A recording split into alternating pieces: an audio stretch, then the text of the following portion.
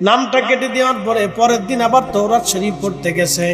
তাওরাত শরীফ পরে পরে মানুষকে শোনাইতে গেছে, দেখে 12 জায়গায় তাওরাতের মধ্যে আমার রসুলের নাম লেখা আছে।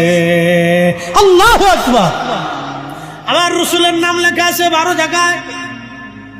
এবার পাদ্রীর হুঁশ আসলো, হায় হায়, এইভাবে যদি কাটতে থাকি তাহলে পুরা তাওরাতই মুহাম্মদ রাসূলুল্লাহর হয়ে যাবে। একসাথে কোন আল্লাহু আকবার। পুরা তাওরাতই মুহাম্মদ রাসূলুল্লাহ হয়ে যাবে। তাহলে মুহাম্মদ রাসূলুল্লাহকে এটা জানার জন্য পাদ্রী এবার খোঁজ নিলেন। যার কাছে জিজ্ঞেস করে সবাই খালি বলে সে একজন জাদুকর। নাউজুবিল্লাহ বলবেন না?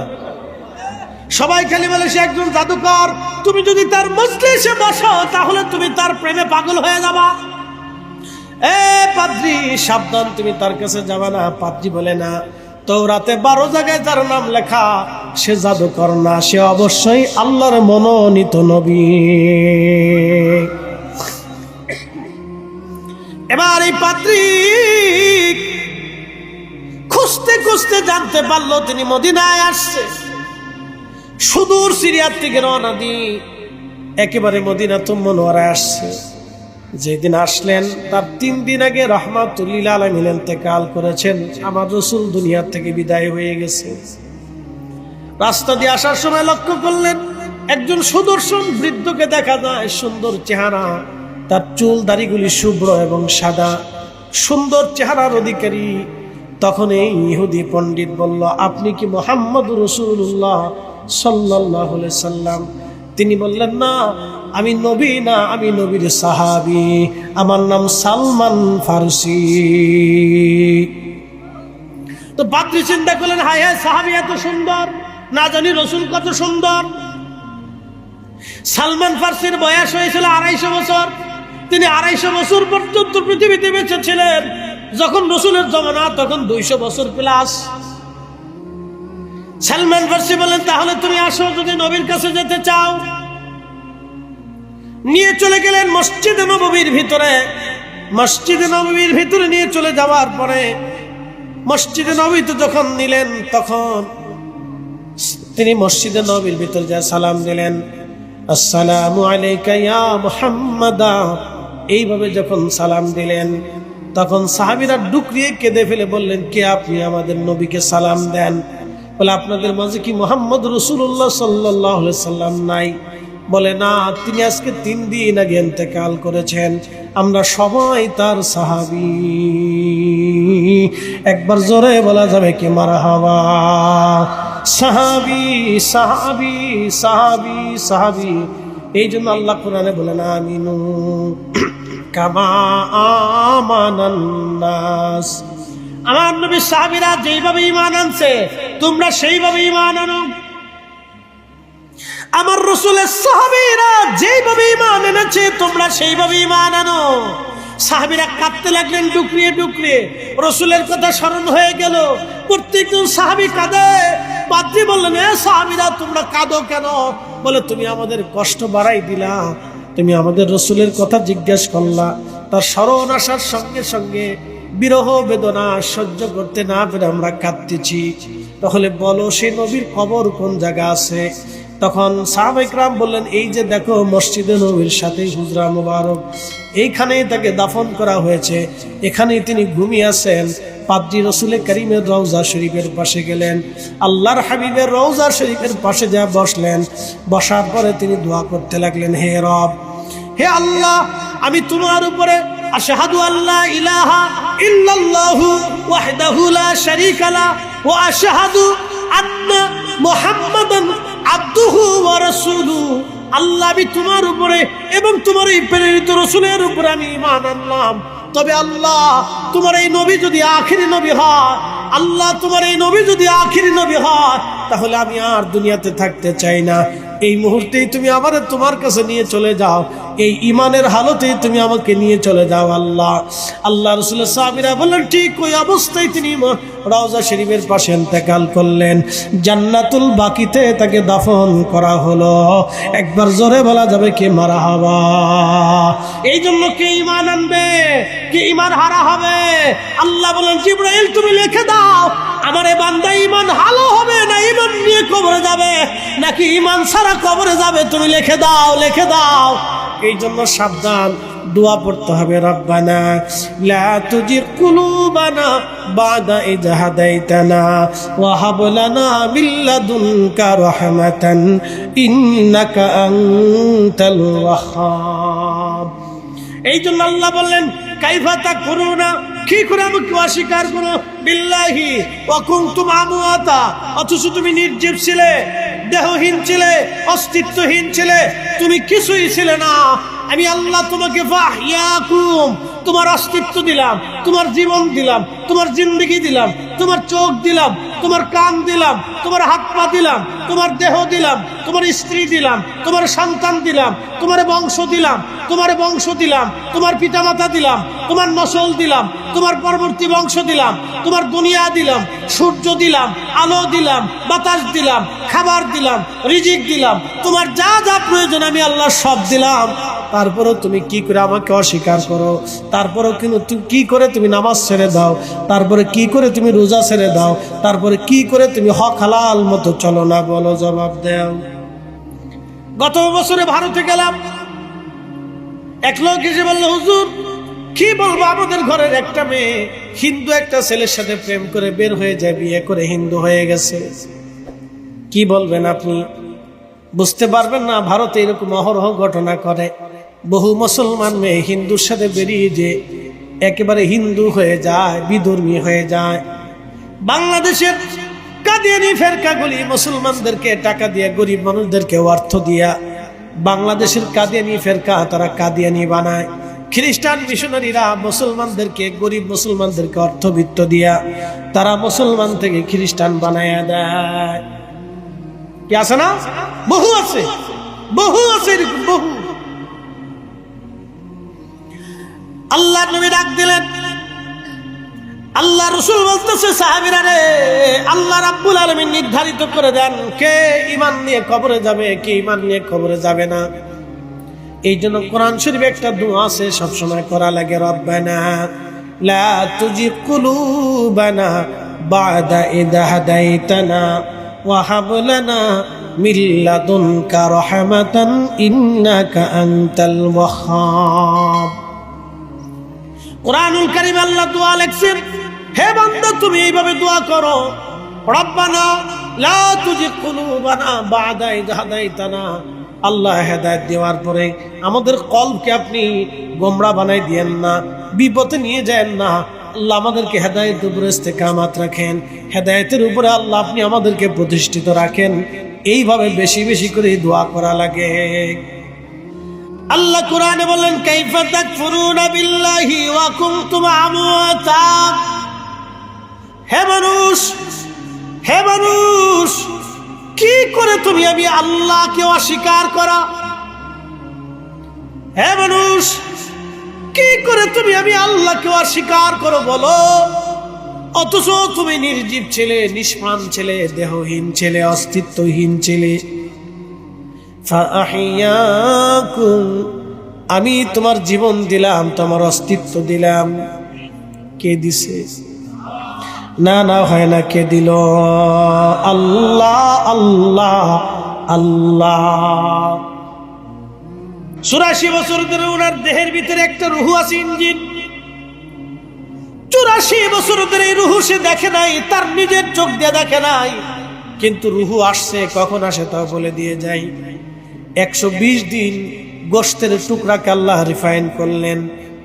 গোশতের টুকরাটাকে রিফাইন করার পরে মায়ের পেটের ভিতরে মোটামুটি মানব শরীরে একটা বডি স্ট্রাকচার দ্বারা করান। কেবলমাত্র চোখ হাত পা হতে থাকে, ঠিক তখনই আমার রব, আমার আল্লাহ জিব্রাইল আলাইহিস সালামের মাধ্যমে রুহ নামক ইঞ্জিনখানা আলমে আরোহাত থেকে, রুহের জগৎ থেকে আল্লাহর হুকুমে নিয়ে এসে মায়ের রেহেমের ভিতরে, আমার বডির ভিতরে আল্লাহ আমার রুহু খানা ফুকাই দিলেন। আপনার রুহু আল্লাহ ফুকাই দিলেন, আমার রুহু দিলেন। পৃথিবী বর্তমানে 800 কোটি মানুষ আছে, 800 কোটি মানুষের রুহু আল্লাহ পাক বডির মধ্যে ফুকিয়ে দিলেন। একবার জোরে বলা যাবে কি মারহাবা। 140 দিন, দুঃখিত 120 দিন, 120 দিন যখন পরিপূর্ণ হয় মায়ের রেহেমে, 120 দিন বরাবর ঠিক ওই দিন রূহ নামক ইঞ্জিনখানা জিব্রাইলের মাধ্যম দিয়ে আল্লাহ রূহের জগৎ থেকে পাঠাইয়া আমাদের বডি দিলেন। যখন বডির মধ্যে রূহ আসলো, আল্লাহ বলেন, জিব্রাইল 4টে জিনিস আমার বান্দার জন্য নির্ধারিত করে দাও। 1 নাম্বার, কতদিন সে বেঁচে থাকবে তুমি নির্ধারিত করো। আল্লাহর সীমানার বাহিরে 1 সেকেন্ড আপনি আমি যেতে পারবো না। কত ঠিক আছে না? আল্লাহর সীমানার বাহিরে 1 সেকেন্ডও যেতে পারবো না। বাবা তাদরি নফসুন বিআইয়ি আরদিন তামুত। মানুষ কোথায় কোন জায়গা মারা যাবে মানুষ জানে না। কোন জায়গা কোন সময় কোথায় মানুষ মারা যাবে মানুষ জানে না। কালকে ঢাকা ইউনিভার্সিটিতে একটা ঘটনা দেখলাম। একটা ছেলে 2টা বন্ধু মিলে সিঙ্গারা খাচ্ছে। ইউনিভার্সিটির 2 মেয়ে, পাশে দাঁড়ানো সিনিয়র মেয়ে, ইউনিভার্সিটির ছাত্রী। তারা মনে করছে এই 2টা ছেলে আমাদেরকে নিয়ে হাসাহাসি করতেছে। ওই মেয়েরা ফোন দিছে তাদের বয়ফ্রেন্ড রে, আমি নাম দিছি কুত্তা ফ্রেন্ড। এই কথা কর না কেন? কথা বলেন কি ফ্রেন্ড? কোন নারীর বয়ফ্রেন্ড হতে পারে না। প্রিয় ভাই আমার, মনোযোগের সাথে কথাগুলি শুনবেন। আমি যে কথাগুলি বলছিলাম, কুরআনুল কারীমে আল্লাহ রাব্বুল আলামিন বললেন, ও আমার হাবিব আপনি উম্মতকে জানান, আমি রব্বুল আলামিন 4টে জিনিস আমার বান্দার জন্য নির্ধারিত করে দেই। 1 নাম্বার হায়াত, কতদিন সে বেঁচে থাকবে আমি আল্লাহ নির্ধারিত করে দেই। অর্থাৎ আল্লাহর সীমানার বাহিরে যাওয়ার আর কোনো সুযোগ আর নাই। ঠিক কি না? প্রিয় উপস্থিতি, মনোযোগ দিবেন। 2 নম্বরে আল্লাহ পাক রব্বুল আলামিন লিখে দেয় সে কি পরিমাণে রিজিক খাবে। আমি মানুষকে সুন্দর অবয়ব দিয়ে সৃষ্টি করেছি। দেখবেন একটা ছোট্ট বাচ্চা ভূমিষ্ঠ হওয়ার পরে কত সুন্দর তাকে দেখা যায়। তার চোখগুলি সুন্দর, নাকগুলি সুন্দর। আপনি নিজেও ছোট্টকালে সুন্দর ছিলেন। ওই সৌন্দর্য দেখে আপনার চাচা, আপনার মামা, খালা, ফুফা, ফুফি, আত্মীয়স্বজন, গ্রামবাসী, মুহিব্বিনরা এসে আপনার চুমা খাইতো, আদর করতো, কোলে নিত, নাচাইতো, আপনারে খুশি করার চেষ্টা করতো। আপনিও সুন্দর ছিলেন, আমিও সুন্দর ছিলাম। আল্লাহ সুন্দর করে মানুষ সৃষ্টি করলেন। রব্বুল আলামিন 4টে জিনিস বান্দার জন্য লিখে দিলেন। 1 নাম্বার হায়াত, 2 নাম্বার রিজিক, কি পরিমাণে রিজিক খাবে। এই জন্য 1000 কোটি টাকা থাকলে আপনি খেতে পারবেন না যদি আল্লাহর ফয়সালা না থাকে। এই জন্য আপনাদেরকে বলবো, উত্তম রিজিকের জন্য আল্লাহর দরবারে দোয়া করবেন, আর বেশি বেশি হালাল রুটি রুজি করার চেষ্টা করবেন। কারণ হারাম কখনো মিশাইতে যাবেন না, তাহলে সর্বনাশ হয়ে যাবে। হারাম কখনো মিশাবেন না, সর্বনাশ হয়ে যাবে। একটা কথা মনে রাখবেন, মুসলমান হারাম খায় না। মুসলমান হারাম খাইলে মুসলমানের কালব মরে যায়, মুসলমানের কালব জিন্দা থাকে না। মুসলমান হারাম খায় না, কিন্তু মুসলমান হারাম খাইলে মুসলমানের কালব মরে যায়, কালব মৃত হয়ে যায়, মুসলমানের কালবের শক্তি থাকে না। যার কারণে আজকে দেখবেন হাজার হাজার কোটি কোটি মুসলমান, 200 কোটি মুসলমান পৃথিবীতে বর্তমানে 52টা মুসলিম দেশ আছে। 52 মুসলিম দেশের 52 জন মুসলিম সেনা প্রধান আছে। 52টা মুসলিম দেশের 52টা বিমান বাহিনী প্রধান আছে। 52টা মুসলিম দেশে 52টা পদাতিক ডিভিশন আছে। এরপরে আপনার ট্যাঙ্ক ডিভিশন, বিভিন্ন ডিভিশনগুলি আলাদা আলাদা আছে। 52টা মুসলিম দেশে মিনিমাম হলো 1 কোটি মুসলিম সেনা ফৌজ আছে। ولا تقولوا لمن يقتل في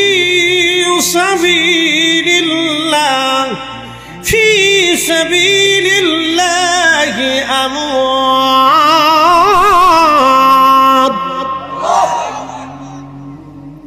ولا تقولوا বলিও না তোমরা, বলিও না লিমান ইউকতালু, যারা মৃত্যুবরণ করে, কতল হয়, নিজের জীবন দিয়ে দেয়, ফি সাবিলিল্লাহ, আল্লাহর পথে, আল্লাহর মতে, আল্লাহর জন্যে, আল্লাহর দ্বীনের জন্যে, কালেমার জন্যে, বাইতুল আকসার জন্যে যারা জীবন দিয়ে দেয়, আমওয়াত, তাদেরকে মরা মনে করিও না, বাল আহইয়া,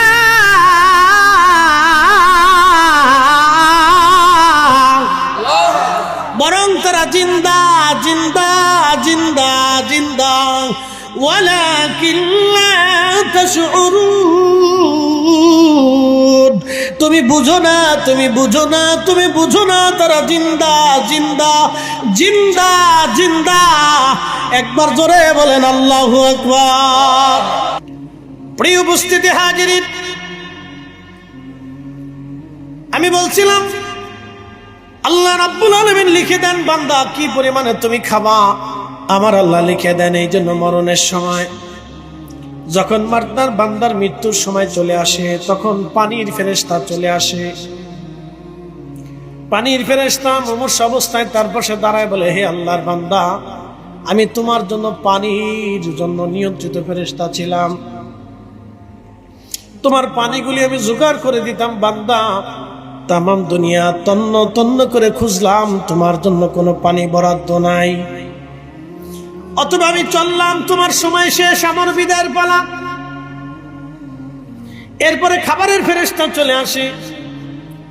খাদ্যের যিনি নিয়ন্ত্রণে ফেরেশতা ছিলেন, জামিনদার ছিলেন, তিনি এসে বললেন, হে আল্লাহর বান্দা, তামাম দুনিয়া অনুসন্ধান করে দেখলাম তোমার জন্য কোনো খাদ্য বরাদ্দ নাই, অতএব তোমার জীবনের সময় শেষ, আমারও দায়িত্ব শেষ, আমি চললাম, আর তোমার সাথে দেখা হবে না।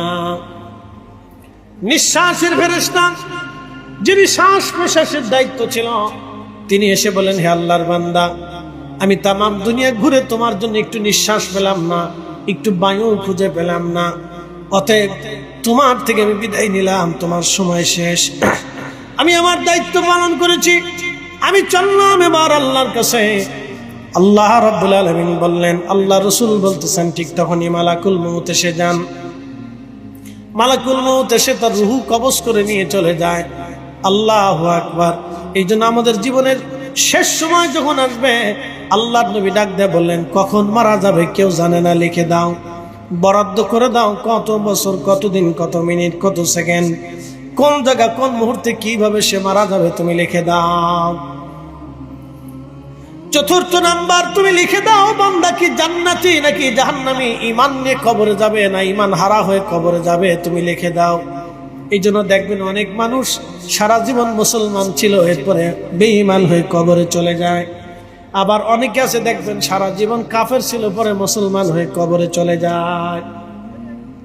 সুম্মা ইউমীতুকুম, তোমাদের মৃত্যু দিয়ে দেব, মৃত্যুর পরে সুম্মা ইউহয়ীকুম, তোমাদেরকে ওই জগতে জিন্দা বানাবো, ইল্লিনে সিজ্জিনে তোমাদেরকে আমি দিয়ে দেব। আহা, কি চমৎকার আল্লাহর আইন! দুনিয়াতে আর আসার কোনো সুযোগ নাই, মরণ মরণ মরণ মরণ। ও মা বোনেরা, তাহলে শুনে যান, মরণ মরণ আপনার হবে, আমারও হবে। এই জন্য দুনিয়াতে যারা আল্লাহর দেওয়া জিন্দেগি গঠন করে যায়, আল্লাহ কোরআনে তাদের সম্পর্কে বলে দিলেন, আমি তাদেরকে ডাক দেব, ইয়া আইয়াতুহান নাফসুল মুতমাইন্না তুরজিই ইলা রাব্বিকি রাদিয়াতাম মারদিয়া। হে প্রশান্ত আত্মা, ইরজিই, আমার দিকে আসো, ইলা রাব্বিকি রাদিয়াতাম মারদিয়া, আমি আল্লাহর সন্তুষ্টির দিকে তুমি চলে আসো। একসাথে বলবেন না মারহাবা? কার সন্তুষ্টি? জোরে বলেন কার? না না, আরো জোরে বলেন কার? এই জন্য ইমানদার মরণকে ভয় পায়। না না, জোরে বলেন, ইমানদার মরণকে ভয় পায়। ইমানদার কার সন্তুষ্টি নিয়ে যায়? জোরে বলেন কার? কার? এই জন্য আল্লাহ বলেন, ইরজিই, আসো, আমার কাছে আসো, ইলা রাব্বিকি রাদিয়াতাম মারদিয়া, আমি তোমাকে, তোমার উপর সন্তুষ্ট হয়েছি, তুমি আমার কাছে চলে আসো, আমার কাছে চলে আসো। ফাদখুলি ফি ইবাদি ওয়াদখুলি জান্নাতি,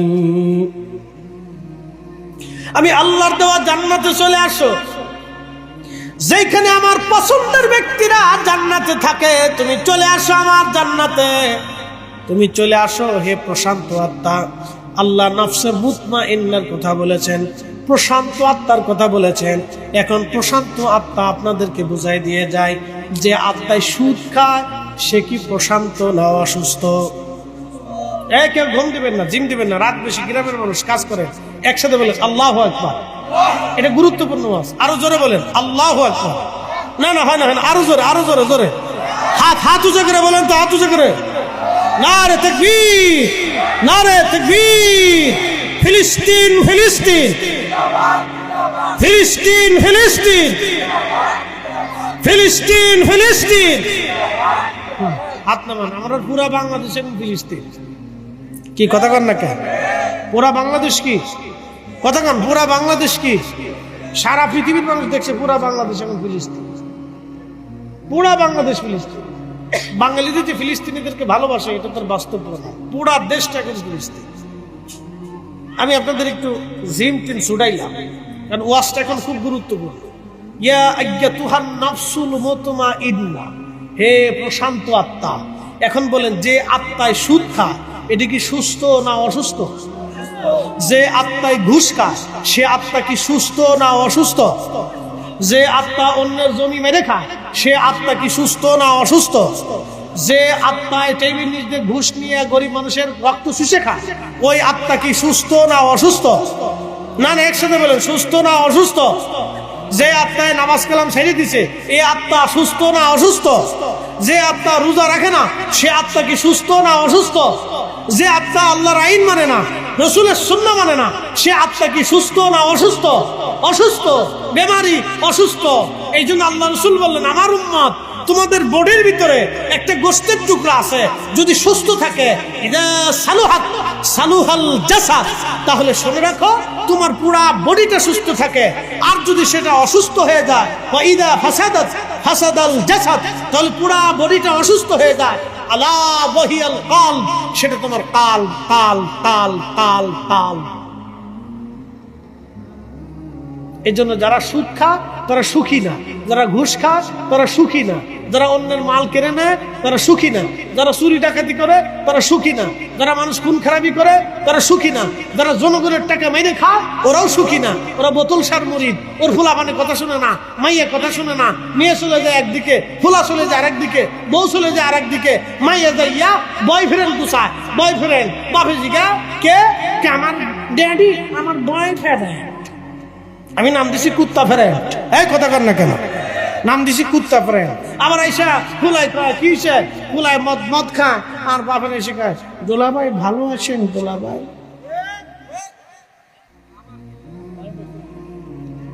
আসুক কাল।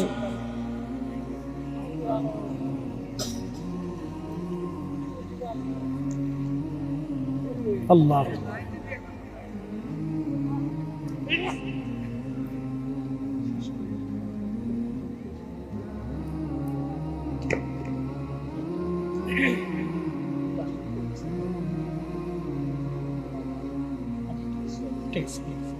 আমরা সকলে বলি না মারহাবা, একসাথে বলি আল্লাহু আকবার।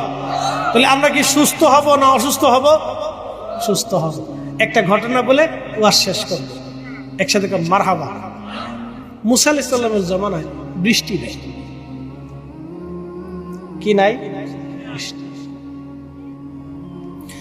সাইয়েদনা মুসার জামানাতে বৃষ্টি নাই। বৃষ্টির অভাবে বনি ইসরাইল মুসা নবীর কাছে এসে বলল, হুজুর বৃষ্টির বড় অভাব, আপনি আমাদের জন্য দোয়া করে দেন যাতে বৃষ্টি হয়। মুসা আলাইহিস সালাম বললেন, আমার উম্মতেরা তাহলে চলো বিরাট বড় প্রান্তরে আমরা মিলিত হয়ে আমরা সলাতুল ইস্তিসকা পড়ে আল্লাহর কাছে দোয়া করি আসো। বিরাট বড় প্রান্তরে হযরত মুসা কালিমুল্লাহ বনি ইসরাইলের লক্ষ লক্ষ মানুষ নিয়ে জমা হলেন। আল্লাহু আকবার, সলাতুল ইস্তিসকা হলো। মুসা আলাইহিস সালাম সহ উম্মতরা দোয়া করে আল্লাহ বৃষ্টি দেন, কিন্তু বৃষ্টি তো হলো না। ইমাম আবুল ফারাজ ইবনুল জৌজি 900 বছর আগে তার কিতাবে লেখেন, বৃষ্টি তো হলো না, আকাশে 2-4 গা মেঘ যা ছিল তাও উড়ে উড়ে চলে গেল। কয়েকদিন আগে আপনাদের এলাকায় বৃষ্টি হয়েছে না? একসাথে কেন হয়েছে না? বৃষ্টি দিছে কে? ছাওয়া লাগছে না এমনি পাঠাই দিছে? এমনি পাঠাই দিছে। আল্লাহু আকবার। হাওরে আপনাদের বিলের ভিতরে মাছ দিছে কে?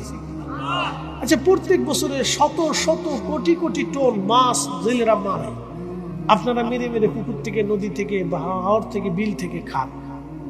আল্লাহ কি বিল চাইছে? কোনদিন ট্যাক্স চাইছে? তা আল্লাহ চাইছে কি? লা ইন শাকারতু, তুমি আমার শুকর করো, ওয়া ইন কাফারতু, তুমি আমার অকৃতজ্ঞ হইও না। তো শুকর কি? হাইয়া আলাস সালাহ,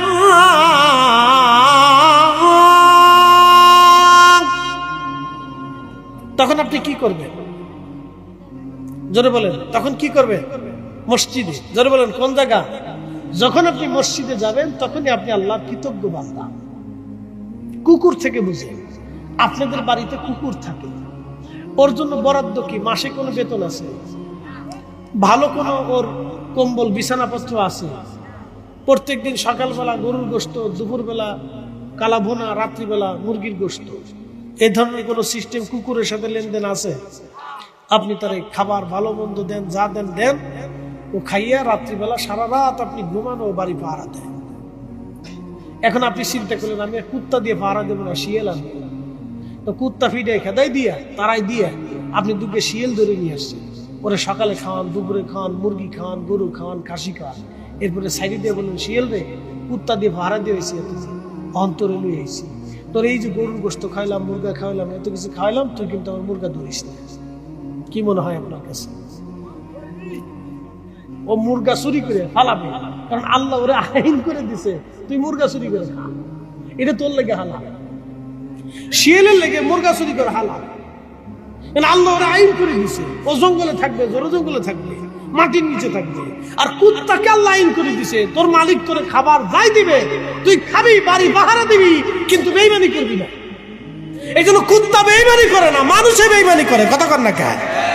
বেইমানি করে কারা? মানুষে করে, জিনে করে, কুত্তাই করে না। কোন পশু পাখি বেইমানি করে না, মানুষই করে। হযরত মুসা নবী বললেন আমার উম্মতরা আসো সালাতুল ইস্তিসকা পড়ি। লক্ষ লক্ষ উম্মত নিয়ে মুসা আলাইহিস সালাম সালাতুল ইস্তিসকা পড়লেন, দোয়া করলেন।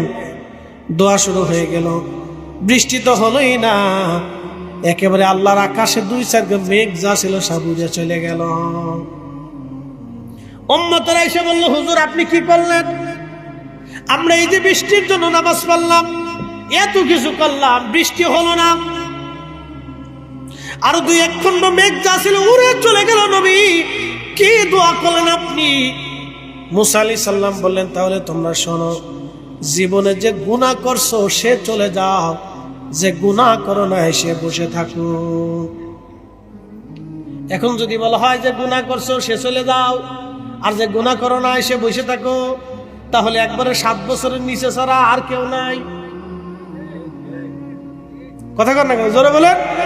শ্রোতা, বক্তা, খতিব, মুসল্লি, সভাপতি, মুতল্লি, এলাকাবাসী আর মহল্লাবাসী, বৃদ্ধ থেকে যুবক, কেউ আর বাদ যাবে না। সবাই কে দেবে তাহলে আমরা বাইর চলে থাকবে কারা? লেংটু বাহিনী, বিচ্ছু বাহিনী। 7 বছর পর্যন্ত ওদের কোনো গুনাহ লেখা হয় না। ওরা আম চুরি করলেও অপরাধ নাই, জাম চুরি করলেও অপরাধ নাই, কাঁঠাল চুরি করলেও অপরাধ নাই। আবার চুরি করিস না কিন্তু সাবধান। বই বই শুনতেছেন হুজুর কি করে, ওদের এই সময় অপরাধ নাই। এদের কিন্তু লুঙ্গি খুলে, প্যান্ট খুলে একদম খাড়াইয়া চারাইয়া ম্যাচ খেলা মেশিন স্টার্ট করতেছে, তাও ঘুরাই ঘুরাই ঘুরাই ঘুরাই ঘুরাই ঘুরাই মারে, বুঝছেন? এই জন্য বাচ্চারা যদি দুষ্টুমি করে ওদের উপর রাগ করবেন না, এই তো আদত। আমরা ছোট গেলে অনেক করছি, অনসেন মুক্তি সব হয়ে গেছিল, বুঝছেন না? ছোট গেলে আমরা অনেক করছি।